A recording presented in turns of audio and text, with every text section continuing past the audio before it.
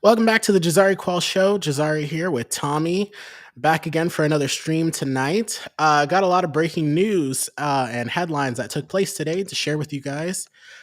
First, we're going to start up with Ashlei Spivey, who has officially won the race to be District 13's new state senator.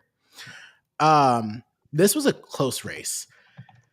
So Ashlei Spivey is the founder of IB Black Girl, so kind of a organization that focuses on reproductive health for women. And this is kind of a historic win. So Ashlei Spivey will be the third Black woman ever to serve in the Nebraska legislature.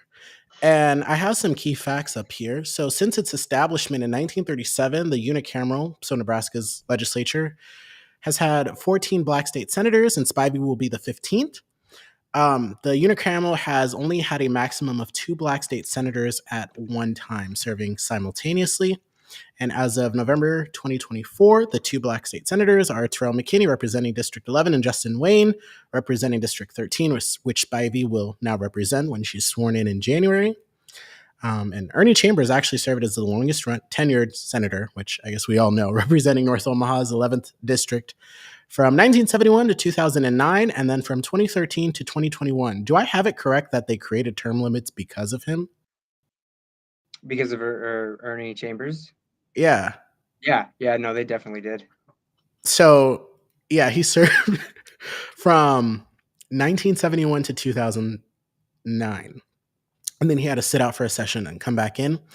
So, like I said, it was a close race, and we're going to talk about it sometime next week. I actually reached out to Senator-elect Spivey earlier. She said she'd be down to come on and talk about her race and some of the things that she's passionate and is hoping to focus on while she's in the legislature. During her run, she focused on protecting reproductive rights, expanding public health access, and fully funding public education, amongst other things. She wasn't able to come on tonight or the rest of this week because scheduling conflicts. But Tommy, what are your thoughts on Spivey winning District 13? So it was one that I'd been following because there was actually quite a lot of drama in the primary. But yeah, it was a really contentious one because this is Senator Wayne's seat, correct? Correct. Yeah. Yeah, so there was a lot of debate about who should fill this role and stuff, and it being North Omaha. People were making the case that somebody from the Black community should be the one to do it. And before she announced, there was only like Nick Batter and Tracy Hightower. Hightower-Henny. Yeah.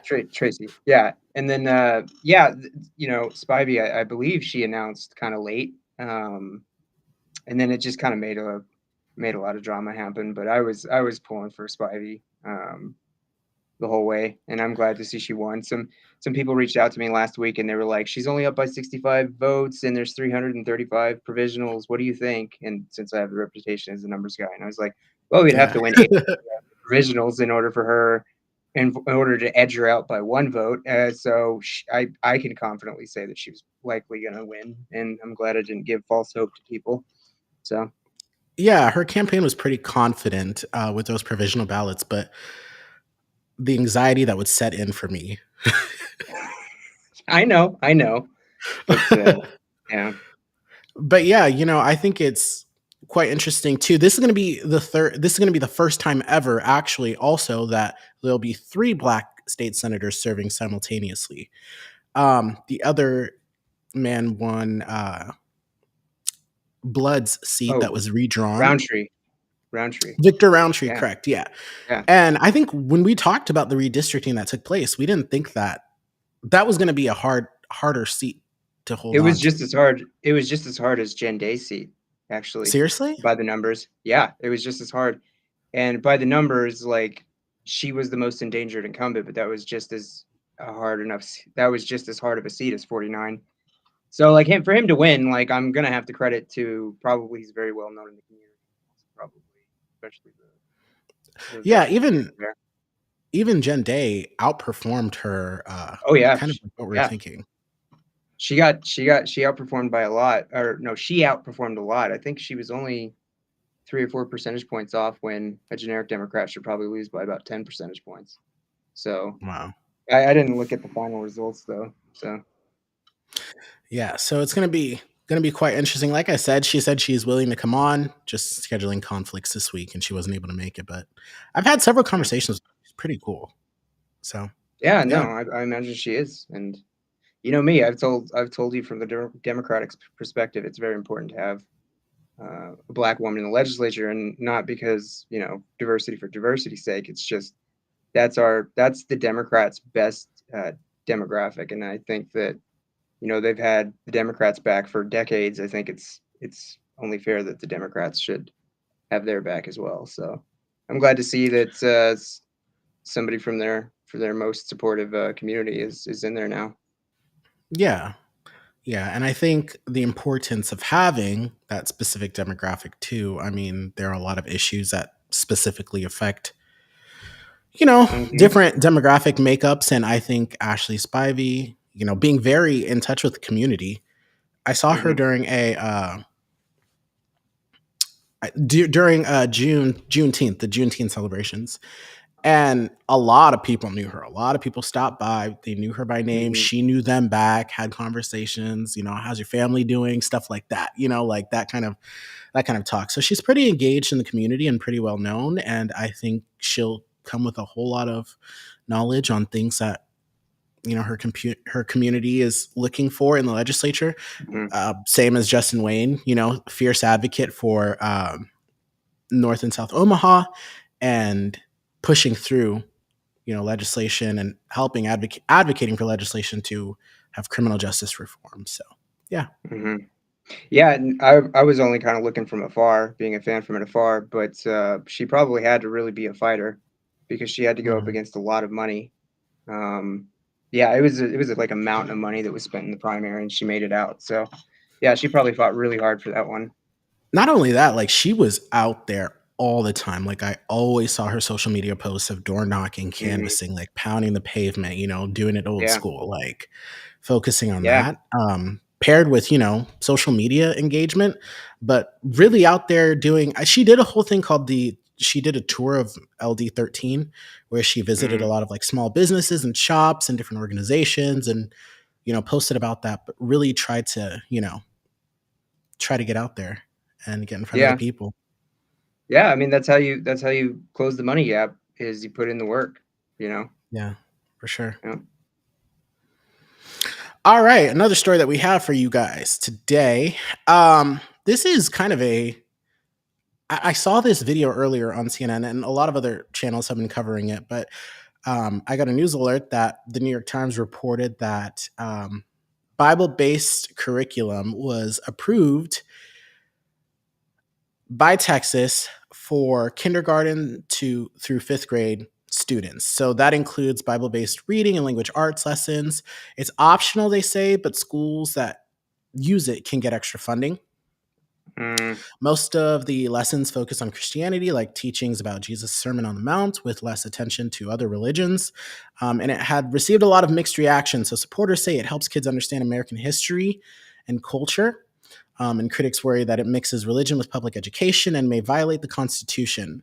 And some also say that the curriculum doesn't give a full picture of history, like ignoring how people used it to defend things like slavery in American history, and also it's part of a larger push in conservative states to bring religion into public schools. So, what's your hmm. take on this? Well, I mean, it's just another iteration in a very long campaign to kind of uh, make secular public spaces uh, less secular. Try to let governments, favor one religion. Mm, Um, so yeah, essentially, what this is probably going. I mean, unless we're just in a really, really dark time, this is just like straightforward violation of the Establishment Clause. So I hope that the conservative justices who are going to be going over this one, they at least aren't shameless enough to like directly violate an mhm, enumerated thing in the Constitution. But I mean, it's just always been about kind of serving the evangelical Christian base, and trying to let them, you know, practice religion in schools or in more public places, that sort of thing. But yeah, the latest Supreme Court case that kind of touches on this is Kennedy versus Bremerton District School. A coach was doing like a prayer at the 50-yard line after games, and then the school district said he couldn't do it. They sued, and then Supreme Court in the 6-3 majority essentially overturned like decades worth of precedent to like not allow such things happen in public spaces that have to do with like publicly funded events and stuff. So yeah, I mean, we have inched closer and closer to like having religion in schools, but I mean, I just hope that the Establishment Clause is going to hold firm on this one. I don't think the 6-3 majority is shameless enough to let this one go. Yeah, I think that I mean there was even a lot of like criticism drawn from, Christians that were interviewed and had gone out and petitioned against this. Probably testified against it, saying that, it just blurs the line and stuff. And I came across this a TikTok on Twitter or X. And it was this lady breaking down how, the Department of Education, which Trump says he wants to close and send things back to the states. And this creator of this video went through like a whole bunch of different lists and like the problems with that and the benefits of the federal Department of Education. Mainly things like making sure schools are accessible for students with disabilities and stuff like that, and sending all that back to the states. Would your state be able to support all of this stuff? But she talked about, say you do want your kids led in prayer in school. Is that Christian the same kind of Christian as you are, right? Like, are they, really living out, their Christian beliefs like they say? Or, it's a hot topic of that. But of course, it's like a be careful what you wish for, because if you're going to let people do Bible-based curriculums, you got to let people do, like a Quran-based curriculum. If you want to teach a certain kind of Christianity, you gotta let people teach a very conservative branch of Islam, right? So yeah, I mean, I really think the Supreme Court won't go this far, but who knows? No, yeah, it's wild that you mentioned that, because I had this in kind of the show notes of things that I was researching. So the Oklahoma State Superintendent Ryan Walters had purchased 500 Bibles that he wanted to be put in Oklahoma schools.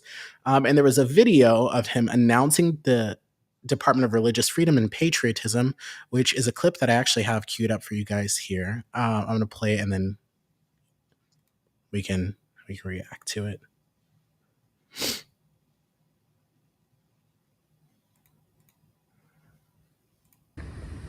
We are excited to announce a new office here in the Oklahoma State Department of Education. That will be the Office of Religious Liberty and Patriotism. For too long in this country, we've seen the radical left attack individuals' religious liberty in our schools. We will not tolerate that in Oklahoma. Your religious liberties will be protected. We've also seen patriotism mocked and a hatred for this country pushed by woke teachers' unions. We will not tolerate that in any school in Oklahoma. We want our students to be patriotic. We want our students to love this country. And we want all students' religious liberty to be protected. I will now say a prayer. And to be clear, students, you don't have to join. But if you so wish, I'm going to go ahead and pray. Dear God, thank you for all the blessings you've given our country. I pray for our leaders to make the right decisions. I pray in particular for President Donald Trump and his team as they continue to bring about change to the country. I pray for our parents, teachers, and kids, that they get the best education possible and live high quality lives.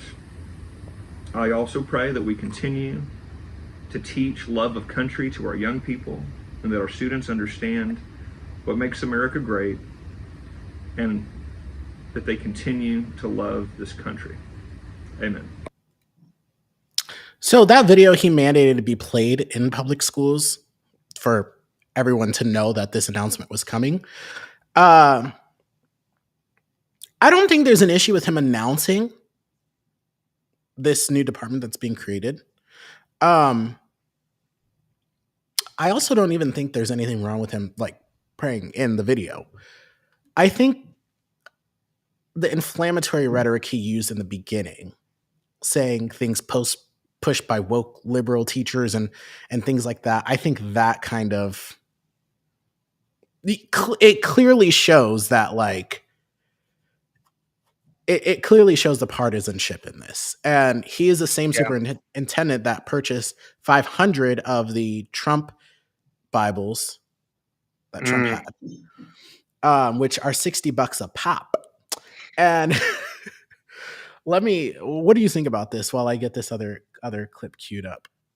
Well, on the Trump Bible thing, that's clearly just trying to send public money to your president, I guess, to his personal coffers. And two, I really hate that Republicans have been so good about rebranding what it means to be a patriot, because in this instance, patriot isn't like, oh, love your country and teach. It's you love the Constitution, and the Constitution has the Establishment Clause. That's what being a patriot is. I'm a patriot.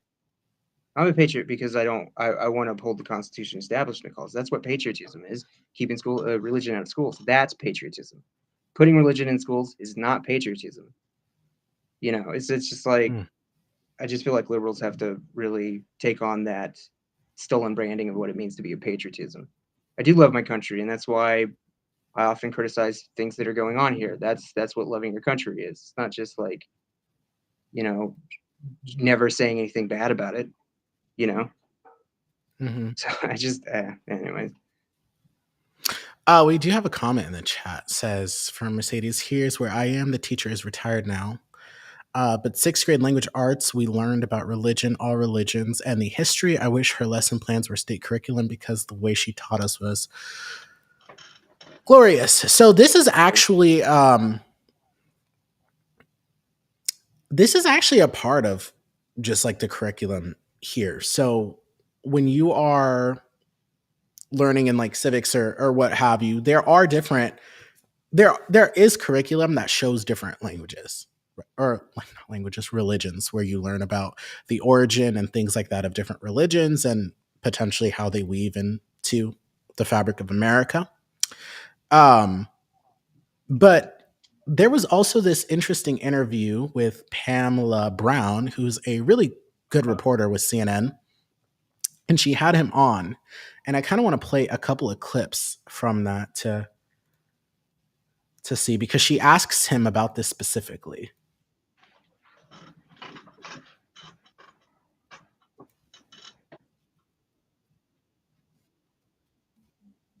While we're waiting, I'll just respond to Mercedes. It's like, yeah, you can teach religions from an academic standpoint, and cover many religions.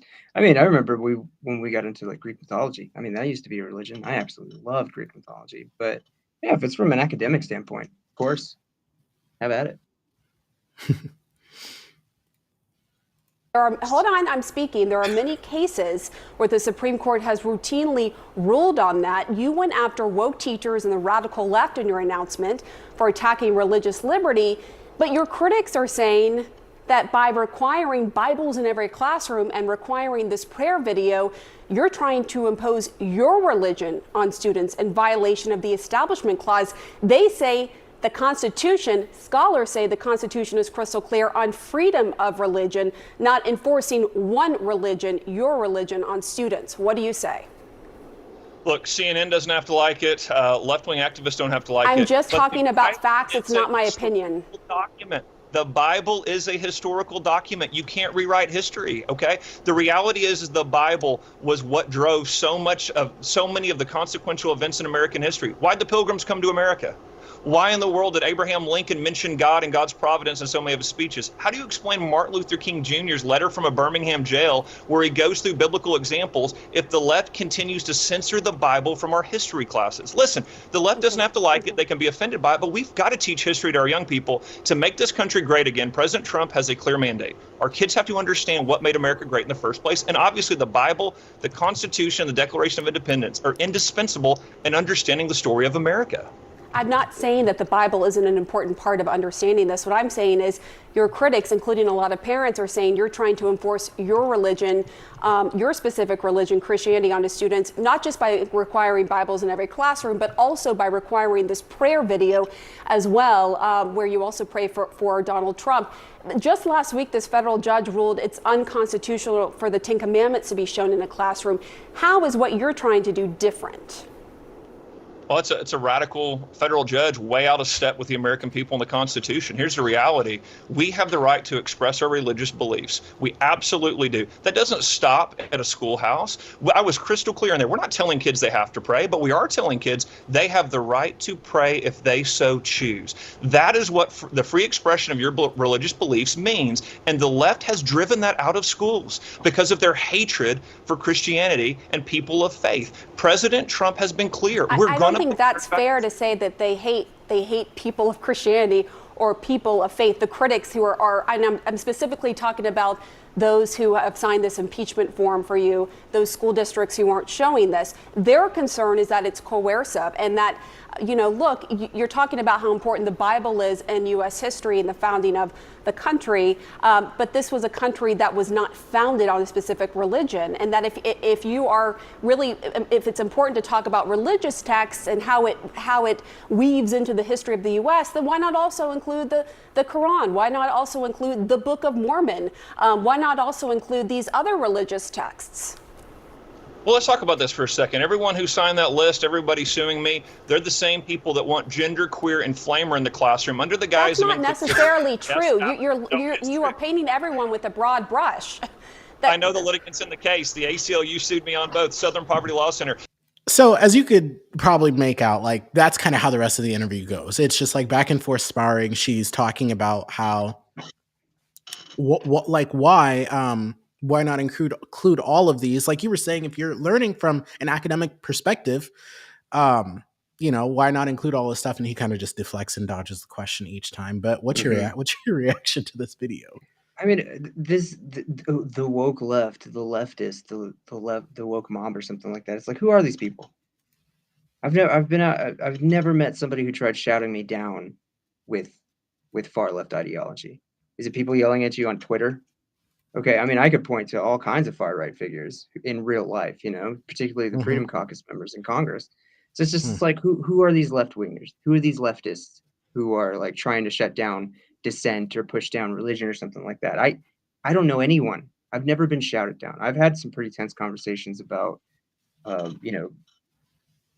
trans issues or something like that before, but nobody's ever shouted me down or anything like that. I think this also goes back to right-wing media saying that this is actually happening when it's not. I think that's what it goes back to. It's ironic that they came up with the term snowflake because they are the biggest snowflakes of them all, right? They create their own boogeyman to be afraid of.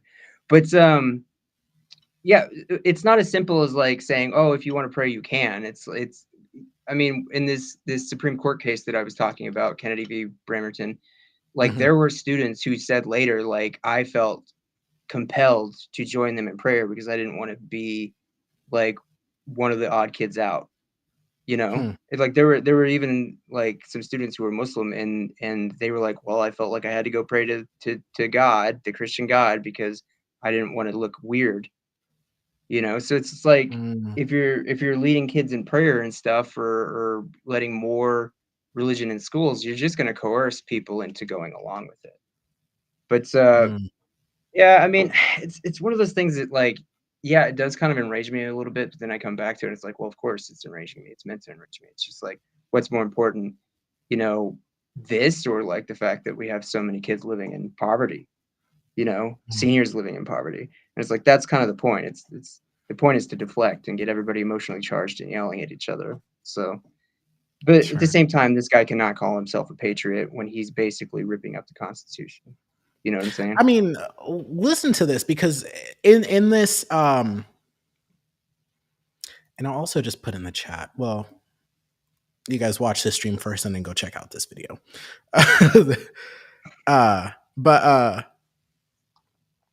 She talks about different like of the founding fathers, people who helped like establish the United States, and kind of their take on this. And it's more of the same. Like you guys already know how this kind of interview goes. Like no matter what, it's kind of the same answer that he gives back. But I do want to play this part because I think this is important to note. Look, I'm not.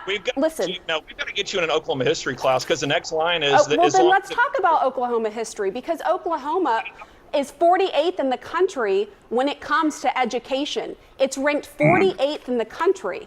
Your critics say the money that you're spending on the Bible, I'm putting Bibles in every classroom, you've asked for $6 million, should be spent in other ways to better educate the students, because they're very worried about where Oklahoma is ranked in the education system. What do you say to that? We are in the middle of a turnaround here because we are following President Trump's agenda. This is the agenda for the entire country. We have school choice. We have merit pay. We are rejecting this left-wing ideology in the classroom. We are promoting American exceptionalism. And look, we are pressing students forward to see academic outcomes improve. We've seen record improvement. Record numbers of schools are improving here in Oklahoma. That's what you're going to see for the whole country under President Trump. And again, you continue to see critics. Yeah, they act like I'm controversial because I'm creating change in a status quo system that has failed kids and failed parents for decades. President Trump is absolutely... But they would say, well, then if you're turning it around, the millions of dollars should be spent on other ways to educate the children. But let me just ask you one last question. As I pointed out in this segment, the books you bought from what you raised in your Twitter handle, I just saw a link to that, was the Trump endorsed Bible. That's $60 a pop. There are many Bibles available that are less than half of that. Why are you using the Trump endorsed Bible? What do you say to critics who argue this is clear-cut political pandering right here?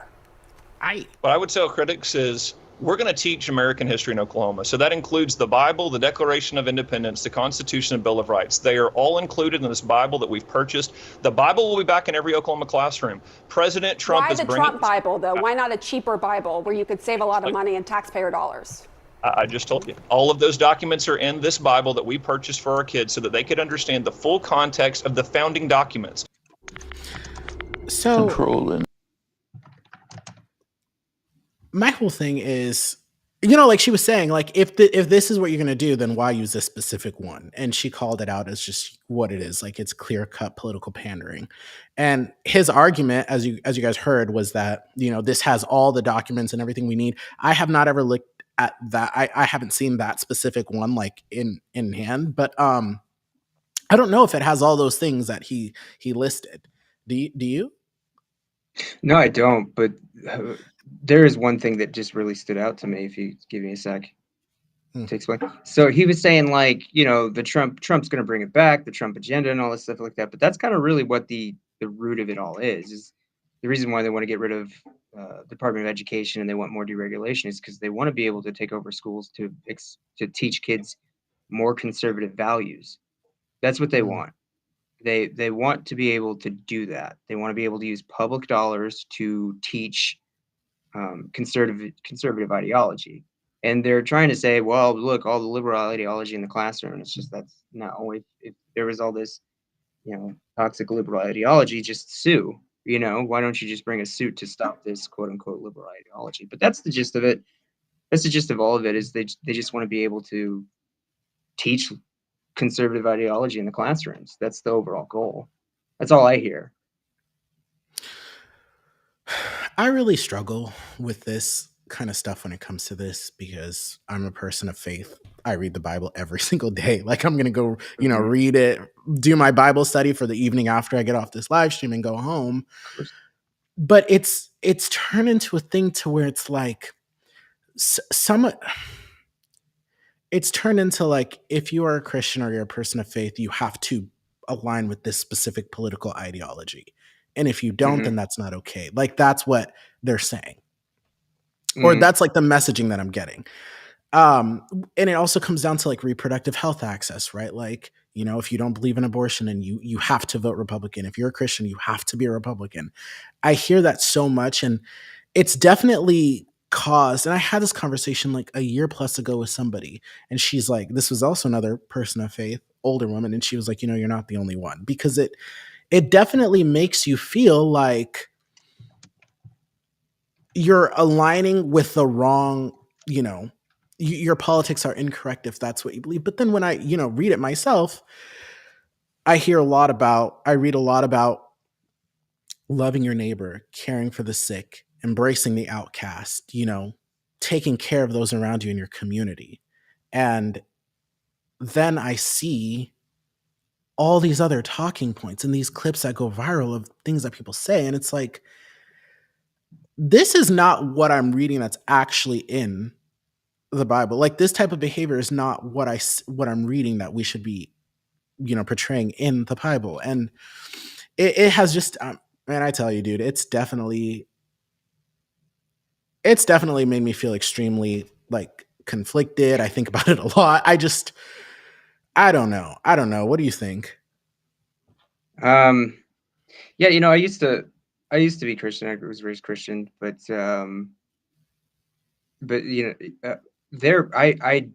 been a little while since I brushed up on it, but I do remember there's passages in the Bible that essentially say, keep your religion to yourself. So that's kind of the irony there, that they're trying to like push their religion into public spaces and stuff, because there are like books in the Bible that do say, for the most part, keep it private. Your relationship with you and God is your relationship with you and God. I think it's like, yeah, if you're gonna be a boastful, prideful person, boast about like your relationship with God. But go ahead. yeah. I mean, that's I can understand why it's conflicting. But like I said, I don't. Well, I mean, I guess I have a question to ask you. Do you feel that you're being pressured to kind of support this brand of Christianity? No. No, it's okay. Then I'm probably. I feel like, well, no, okay, so like, I wouldn't say, people like you and I who are like chronically online and politically engaged and stuff, like, Yeah. and like I see what it is. Like, we know like things that people use for political gain, and I think that in some ways, yeah, like you hear all of this and it's like,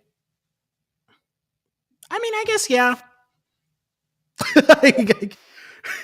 I guess without Denominations, yeah. go round robin on it, but I mean, but I know what I'm reading. I know Uh-huh. what I'm studying, Yeah. So then like I see how what is being pushed and said is not there. I mean, Not what like, you feel. Yeah. you're right, like throwing immigrants out, right? Like throwing out people who came here for a better life instead of helping uplift those people, loving those people and weaving them into your community. And, Yeah. with Christianity, you can share the message of the gospel, but people have to accept it willingly, And Yeah.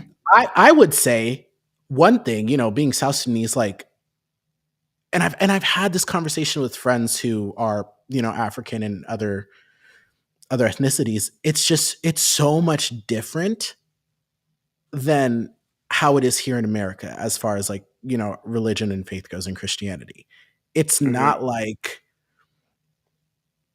I don't even know how to describe it because I grew up in a South Sudanese church, so like the way that, we pray and like, learn about God and Jesus is just, I wouldn't say it's different, but it's not weaved into political actions like we see here in America. It's not used for political gain like that.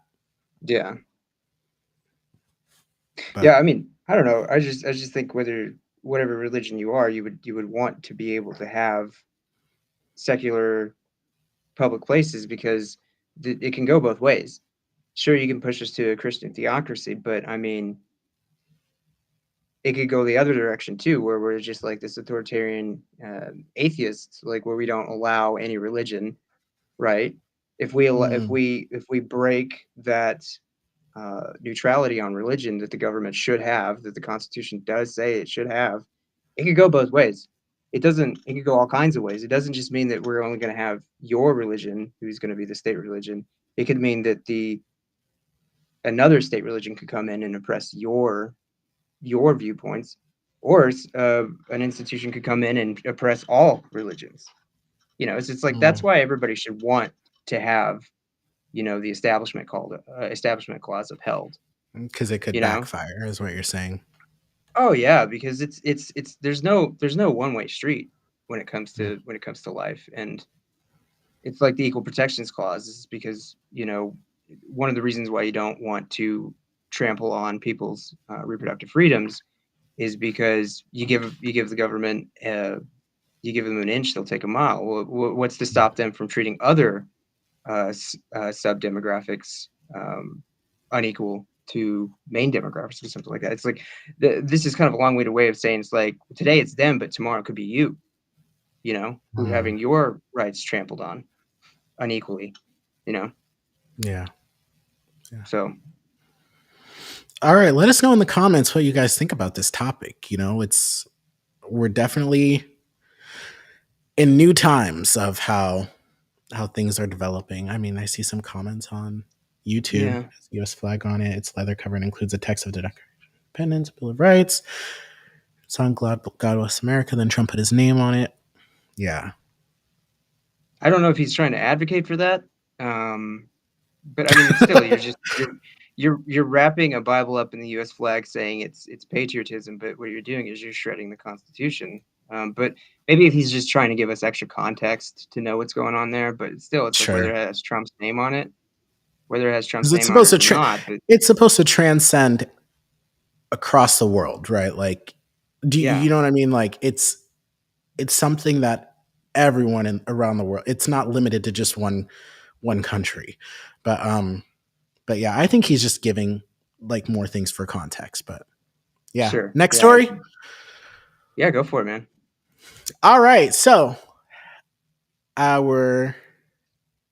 wouldn't say our favorite, but one of the more outspoken, well, now former members of Congress, Matt Gaetz. So the New York Times is reporting that there was a hack. He was hacked. Yeah. He was hacked, or Let me look.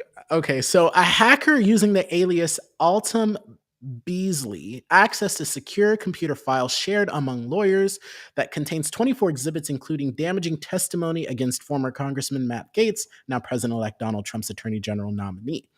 So there's currently a lawsuit that is going on, and this material, it comes from a civil suit filed by Christopher Dorworth, a businessman and associate of Mr. Gaetz.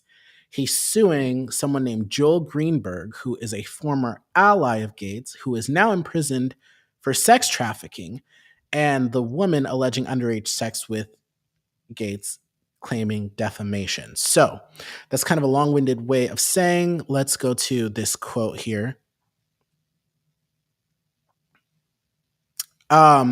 So this is a quote directly from the New York Times. I gave you guys a summary. So the hacked information has sworn testimony from Mr. Dorworth and his wife, as well as a testimony from Michael Fisher, Mr. Gaetz' former campaign treasurer, who is also said to have attended the party. So apparently they're alleging that Mr. Dorworth would have these parties where people would go and do drugs and have sex and a lot of other things. And this is where they say Matt Gaetz allegedly got caught up with this 17-year-old. Oof. And so it also contains various supporting materials, such as the gate logs showing who entered the property of the Dorworth home on the evening of July 2017, when this sexual encounter alleged happened. And I have another quote here. No. So Mr. Dorworth is claiming that he was defamed by Greenberg and the woman, both of whom told federal authorities that Mr. Dorworth hosted parties where they, Mr. Gaetz, and others took drugs and openly had sex. So this was investigated by the House Ethics Committee. I think you guys have seen that going on.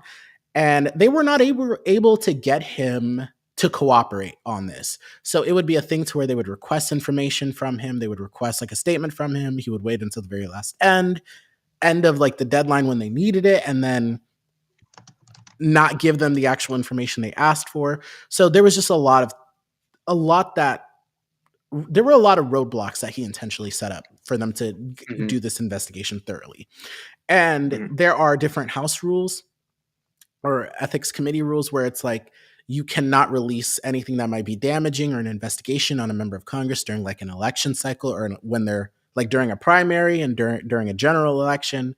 Like there was a lot of things, like things just worked out good for him, I guess. I mean, he played it, but he played it also by, not cooperating. But like the timeline, and then boom, like 2 days before they were supposed to release this investigation, they concluded he resigns from the House of Representatives because he was named Donald Trump's pick to be the top cop of the U.S. Yeah, but he's not even officially nominated, and he's like resigning to, oh yeah, I'm doing it because of this. But yeah, No, he's I officially read that nominated, not confirmed. does he? Oh, I didn't know a president-elect could like officially nominate a person. But I know that the House I read that at the House Ethics Committee is meeting tomorrow to discuss whether they'll pass it or not. And if Republicans decide, if the Republicans decide to sit on it, it's going to be leaked by someone. Oh, you know what I mean? Yeah. We're going to see this report. So. Well, the other thing is, too, if you guys don't know what recess appointments are, recess appointments, you guys have probably heard that term being buzzed around. So recess appointments are specifically for, it's kind of like a fail-safe to keep things moving along. If the Senate cannot like agree on like a timeline or something like that, they're scheduling conflicts and they're on recess and they can't get people back in time to do these hearings and stuff to confirm these nominees. It's one of those things to where it's just like, okay, well, whoever puts the president up, they're just confirmed via recess appointment and they don't go through this whole thing. So Trump has been pushing for that. And like I said yesterday on the stream, Mike McConnell, Mitch McConnell? Gosh, Mitch McConnell. I was getting out for some reason. I was thinking of Mike McDonald. You see how like I could you see how okay. I see it. He was saying that they're not going to do recess appointments, but like I said yesterday, it doesn't matter because he's not the Senate leader anymore. No, but his number 2 guy took over. Yeah, but what I'm saying is whatever McConnell says doesn't matter. Like if he's going to say, well, we're not. The Senate Majority Leader, Senator Thune. Yeah. Sorry, I just don't know. That's McConnell's acolyte. Like so you're saying he's just going to defer to him? No. I'm saying that he comes from the school of thought of McConnell. He's an institutionalist, a Senate institutionalist, and I don't think he will put the Senate in recess just because Trump wants it. And you were right. I think he said he was open to it. I think he said he was. He might have said that, but the fact that they couldn't get Rick Scott to be the majority leader is to let you know that this guy is not a full-on Trumper. I mean, he's going to play a dance for sure, but you were almost right. You were close. When it comes to recess appointments, that was like there, like a lot of things in our government, like it's completely unnecessary now. But it used to be that like people would have to take a month to get to DC. You know what I'm saying? So like if a senator went home, they couldn't get back in time to confirm a president's nomination. That's what it's meant. They recess and they all go home. Takes them like a month to get there, or 2 weeks or whatever. That's what recess appointments were for. But now in this day and age, when we can get somebody there pretty quickly, we don't need what the original purpose of a recess appointment was. We don't have that purpose anymore. But it's still we got private jets. Yeah, members of Congress can book multiple flights. Did you know that? Yeah, I know that they get a lot of support, but Donald free Trump, airport parking. While Donald Trump was campaigning, he got to use Jeffrey Epstein's loaner plane or something like that. Do you remember that? Like. Sorry, okay, I was distracted. But did you just say he used Jeff Epstein's loaner plane? Yeah, it's not Jeff Epstein's plane anymore because, Jeff Epstein's dead and his estate has had to, settle a bunch of stuff. But yeah, it was, he was on his way to a Montana rally, and he had like mechanical failure and had to land at the Billings airport. And so they sent Jeffrey Epstein's old plane, not the Lolita Express, not the famous one, but one of his old planes to pick him up and take him for the rest of the way, And then there was an interesting explanation online. I don't know if this is true or anything like that, but apparently like Donald Trump owes a lot of municipalities like money.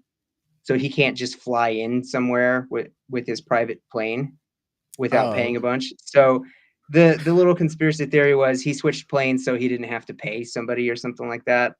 But I don't know what it was. I just remember, that was he was on one of Jeffrey Epstein's own plane and they put Trump on the side of it. And I was just like, what staffer thought that was a good idea? You know what I mean?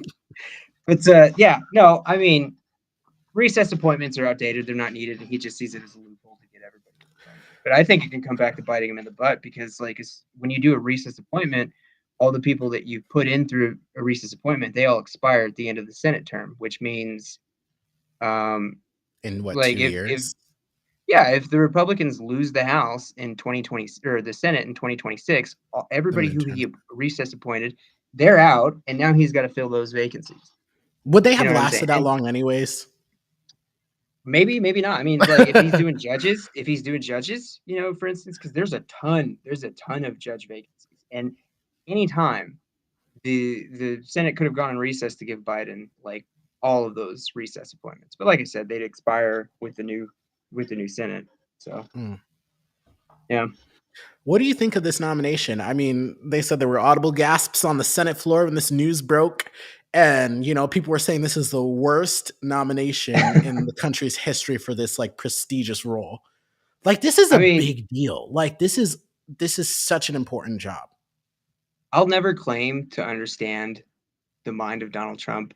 Part of me thinks that like, is this like him just trying to flood the zone and just make the Senate Republicans just so exasperated and running around aimlessly because they just can't stop from being shocked every day, that they just can't come together and like oppose his agenda the way they normally would. Another part of me thinks that like this was like a really bad pick so he can make his other bad picks look more attractive. And then also I do think there's some element to he's seeing now who is going to be loyal to him in the Senate. That's what I'm thinking. But then maybe the simplest reason is the one to go, and I think he just wants somebody who's going to be a revenge attack dog, and then also he probably wants to damage the DOJ a little bit from the inside. So that's what I'm thinking. Yeah. Gaetz would do that. So the thing is that let's say they actually do a hearing. Mm-hmm. It's public, correct? Oh yeah, yeah. It's going to be fun to watch. We should watch it live. But yeah, we should watch it live, man. Live react. I think I saw something, which I'll confirm and maybe talk about it on a later stream, like once we, learn more about like this hack. And I mean, I would say like if you hack this stuff, like put it out there, release it. Like at this point, I think it's just waiting to see if the ethics committee will release it or not. Oh, that makes sense. Or just be one step ahead of them. Do the people's work. I thought it was going to leak. I thought it was going to leak no matter what. Did you see that Marjorie Taylor Greene was like, did you see Marjorie Taylor Greene today, what she said about this? No, what'd she say? She's like, you want to release one ethics report? Let's release all the ethics reports in both the ethics committee in the Senate and the House. And I'm just like, man, I'm agreeing with her this time. This is one of those times. Let's put it all out there. Yeah. Put it all out there. Because at this point, we are all in this together. You know what I'm saying? Like, yeah. It seems like people are so like the degree of separation between like the political powers that be and just the public is like non-existent now. Like, I feel like we're in the room with these people now. I feel like, we're all a part of this. So let's just get all of our stuff out on the table and see. But, I think what I was going to say is the Senate committee can request this ethics report. Mm-hmm. Let's say if it's sealed and they could still request it and in some way, like, talk about it during the hearing. Or maybe they won't and kind of just like, vote yay or nay, depending on that, but not making those pieces of information public. But I feel like we need to know if this person's going to be the nation's top cop. Like, we need to know. I don't think he's going to be. I don't even think he's going to get a confirmation hearing. You don't think so? That's my prediction. I don't. Rule number one: don't predict the future. And then I'm going to go ahead and break rule number one. No, I don't. I don't even think he makes it to the confirmation because that's almost a too good to be true. Like, there's no way we're going to get this right.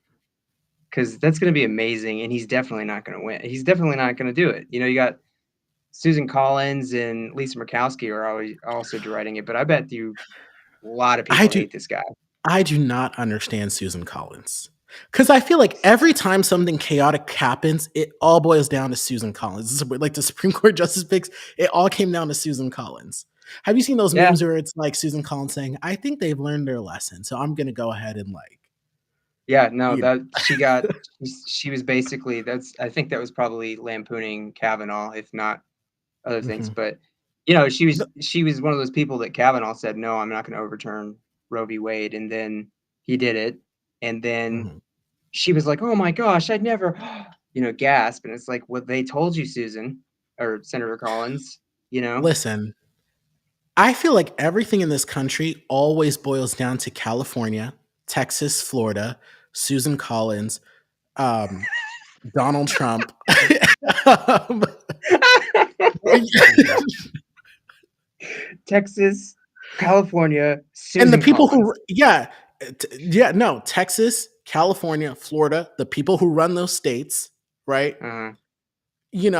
Some people in like Kevin McCarthy, Mitch McConnell, like Yeah. Nancy, but Yeah. like it all comes down to like this, like 10 different like key elements of everything that goes on in this country.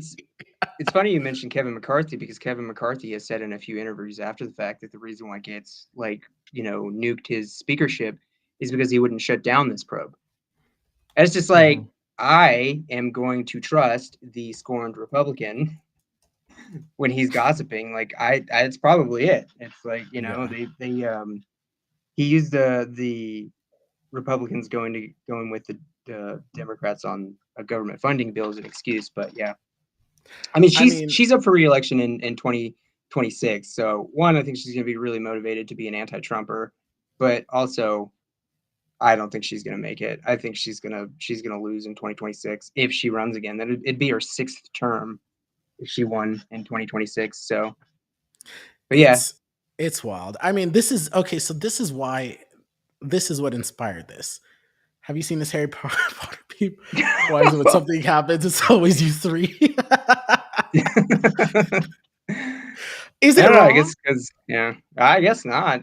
We always have something wild happening in California. There's always something going down in Texas with the border, and we're always dealing with a hurricane in Florida. Like it seems like that's what it. So I do have to defend Florida for a minute. There's always this meme, Florida man. Like there's always this wild stuff going on in the news, and they're just like, what is Florida, like super, super crazy place or something like that? Well, it's actually, they have very lax laws when it comes to like public disclosure. So anytime a crime happens, like it's pretty normal for the media to be all over it, because there's just every detail's out in the open, like right away. So yeah, I mean, and what do they call it? The Sunshine State. Sunshine is the best disinfectant, as in, and it's just like, you share a little too much, Florida. Like let's wait till somebody's convicted before you tell me their entire life story and their crystal meth addiction, But yeah, I mean, I hate to go to bat for Florida, but anyways. All right, last story that we have for you guys. Dr. Oz. I have my notes on this. So President-elect Donald Trump has nominated Dr. Mehmet Oz to lead the Centers for Medicare and Medicaid Services, CMS for short. Dr. Oz is a cardiothoracic, is that how you pronounce it?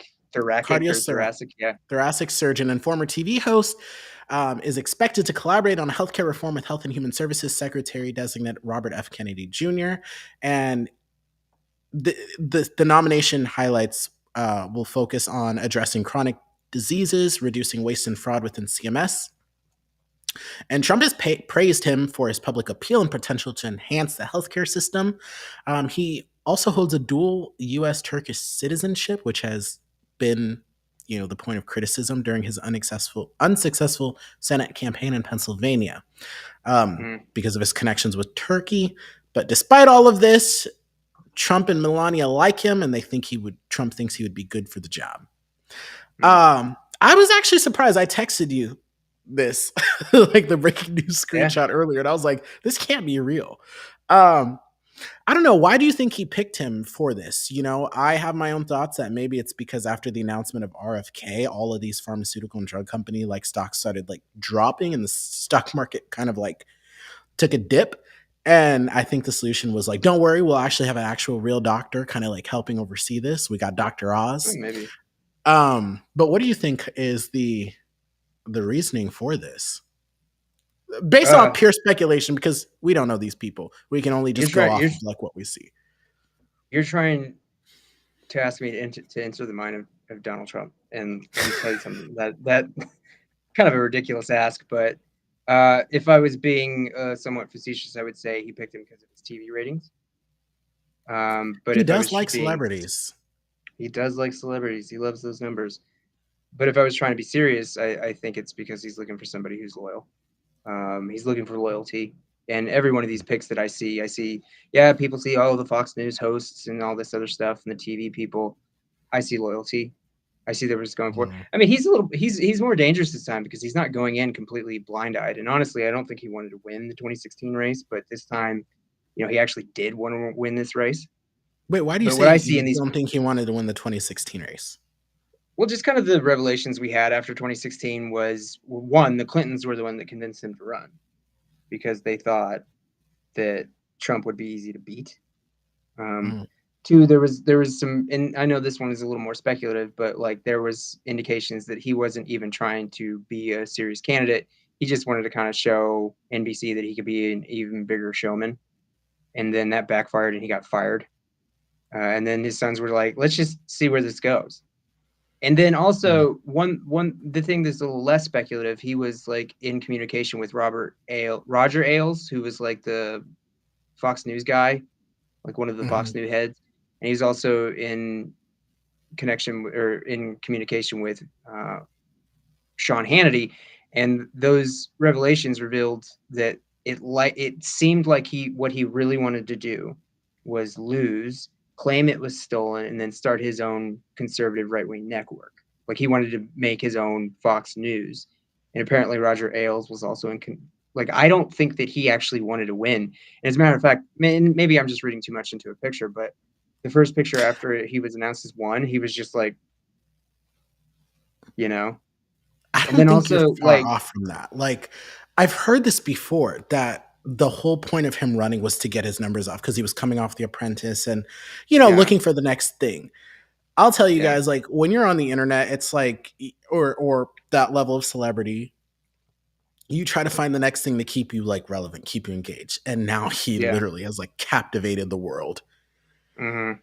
But I think that somebody else told me that like the whole point of this was of him running was to run up his numbers, get his popularity out there, to just continue, being relevant. And he messed around and became the president of the United States. Mercedes has a pretty good comment in the chat. That's exactly right. Like he posted, he lulled his way into the But I mean, there's a lot of like evidence that suggests that he didn't actually want to win, and then he wanted to go start his own broadcasting company after that. Basically predicated on stolen election, crooked system, and stuff. But this time he did want to win, and this time he's not going in completely, bright-eyed and bushy-tailed. Like he understands things better. And I think pretty much what I see in every one of his appointments or nominations is loyalty. This is the third TV anchor, the TV guy that he's already nominated or something like that.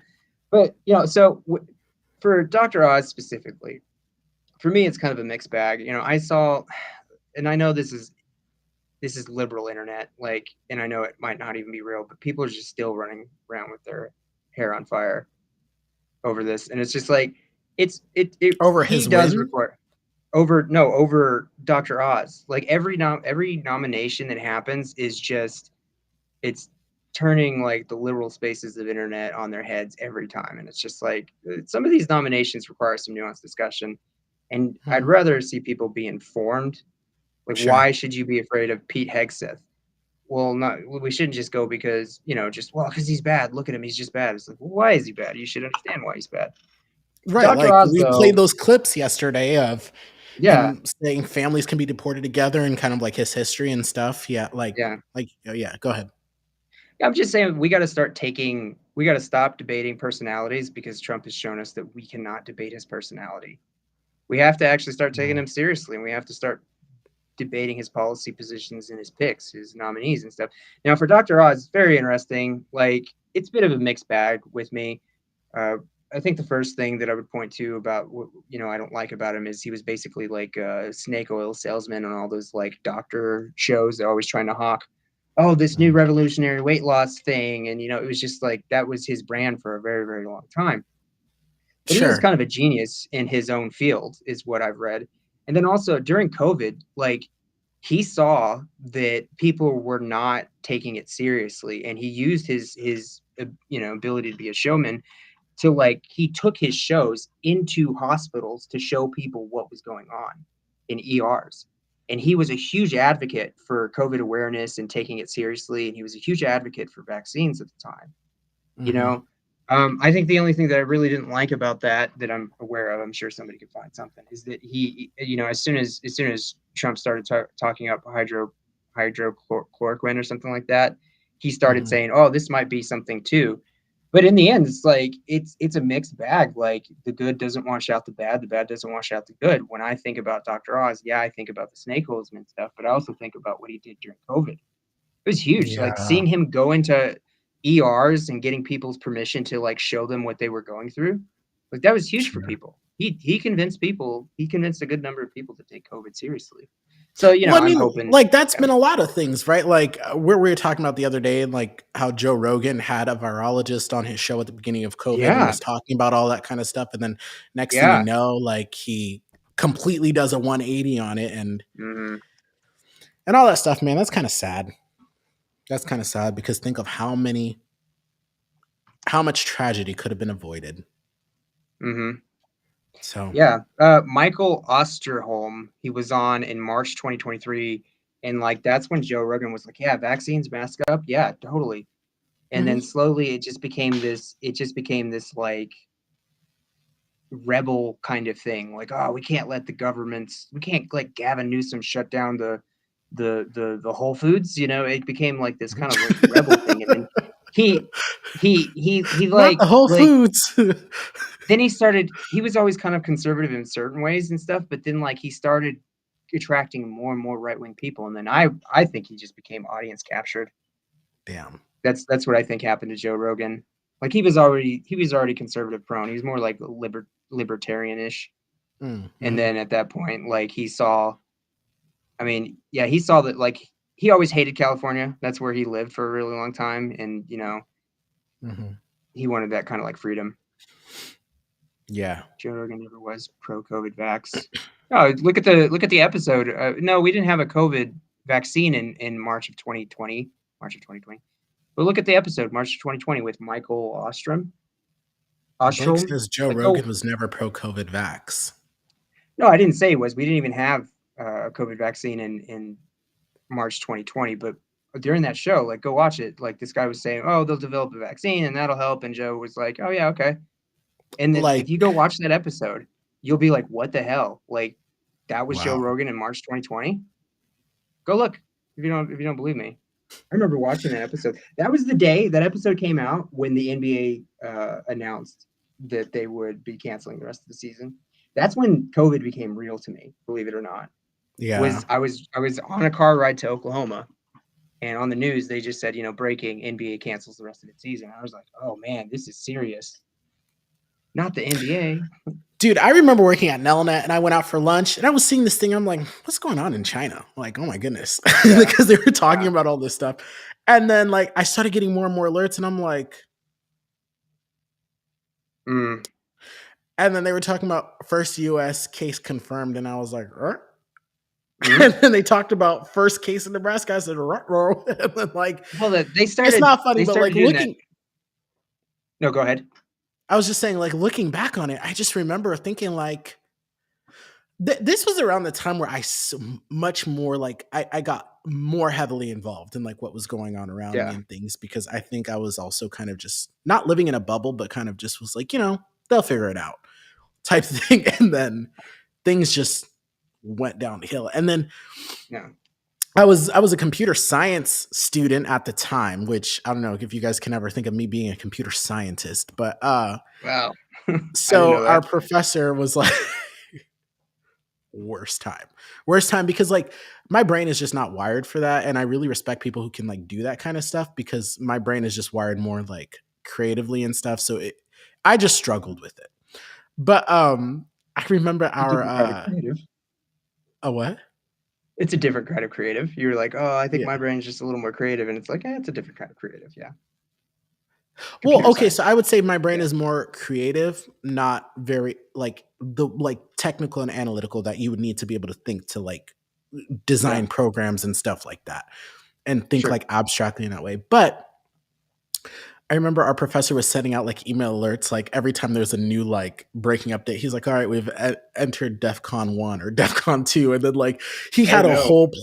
whole plan on how he was going to move everything remote. And then at work they were talking about, "Yeah, we might have to send people to work from home." And I was like, "What's really going on? Like what's really Yeah. happening here?" And that's when it started to get real for me when they sent everybody Yeah. home, and I was just like, "Well, I mean, I've always wanted to work from home, but not like this, like with this kind of Yeah. situation going on." But Yeah, for me, whew, I saw that video that Chinese people had like 50 ditch diggers, like they were breaking ground on this giant hospital they were gonna make. And I was just thinking, like, it seems like a big problem for them. And I literally, it did not hit me at all. I swear. mm, Like I went from, some people got some colds and stuff like that, and then they're like, we're canceling the NBA. And I was like, uh-oh. I went yeah, from zero to this is real because of the NBA. yeah. I don't even watch the NBA. Well, But that's the anyways, thing. yeah, I mean, like when it starts hitting things that are closer to you that you can like, yeah. that you can like conceptualize a little bit better, like the proximity, like, oh, wait, the NBA is getting canceled. Yeah, I mean, same thing with those tariffs. Once they start hitting Sephora and Victoria and them nail salons too, everyone's gonna feel it. But just some just closing thoughts on Dr. Oz's nomination. So there are a few things that could be I guess potential issues with him. Lack of relevant administrative experience because this is a huge, department or whatever. Uh he has a controversial public image, like you were saying, like he would sell and push like a lot of these different things, like oh, these weight loss Mhm. drugs and XYZ, sometimes things that didn't actually work. So a lot of concerns raised on his credibility, political and ethical concerns. Like I said, his dual US Turkish citizenship has previously drawn scrutiny. Um, Yeah, and polarizing political ties, right? So his close association with Trump might polarize public opinion and potentially, complicate bipartisan support for CMS initiatives. So this all goes back, like you were saying, this is like loyalty, right? He's putting in people who are going to be loyal to him. And could Mhm. that loyalty compromise the actual, like, can you put this job, like this role, the importance of this and how this affects millions of Americans, can you put that above the loyalty that you have to him, right? Like, Mhm. would you go against the grain if it meant for the betterment of the American people, or would you not because you don't want to cross on loyalty? Well, Medicare is a pretty important thing, man. You're missing with those seniors. It's not good.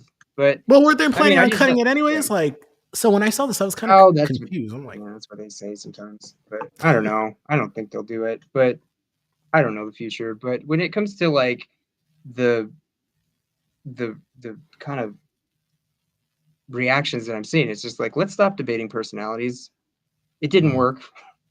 Let's start debating the merits at this point. And like sure. for me, like it's not simple with Dr. Oz. It's like he's done things in his life that make me think like, well, he's not just a airhead appointee Hmm. at this point. Like he could, of course, prove me to be a fool. That's for sure. But it's Like just he like has debate the some, merits. yeah. He's coming with, Yeah, like you said, um, different things that he did positively for the American yeah, people. Like he's coming in with yeah. Look at some, his career. yeah, It's like Ben Carson too. The guy, like, anytime I'm having to like listen to something he says, it's like this guy's a moron. But it's just like look at his career. I think he was a neurosurgeon. He's like this phenomenal neurosurgeon, and I think it was actually pediatric neurosurgery.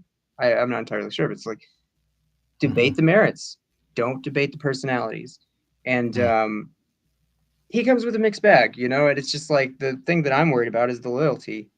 But I mean, how like you mess with the Medicaid, you're messing with the seniors, man. And the seniors vote, you know. Yeah, It's they do. like, do you? I mean, I know everybody's thinking like, oh, we have them for 4 years, 2028, but it's just like, no, the next elections, the referendum is 2 years away, you know. So I don't know. We'll see what he Well, the does. other thing too, okay, so just to really quick touch on that, like people say it's just 4 years, it's only 4 years. Like you said, it's not for a myriad of different reasons. One, Supreme Court picks, right? They're on the bench for life. They could shape how the country functions and sets precedents for decades to come. Like I was saying the other day, right? Amy Coney Barrett could be there for 30 years and I'll be 60 at the time. Like, do you know what I'm saying? Like Yeah. that's my like a huge that's my lifetime. Things like that, you know, you could set the country, you could mess around and set the country into a depression, right? And then that will take a long time, way past 4 years. I feel like people think that like at the end of the 4 year term, boom, it's like a clean slate refresh. There's a lot of things that carry over from these policies. These No, for policies sure. take a long time to feel the effects from, and then they take an even longer time to kind of like heal from. So no, that's a good point. Yeah, that's a good point.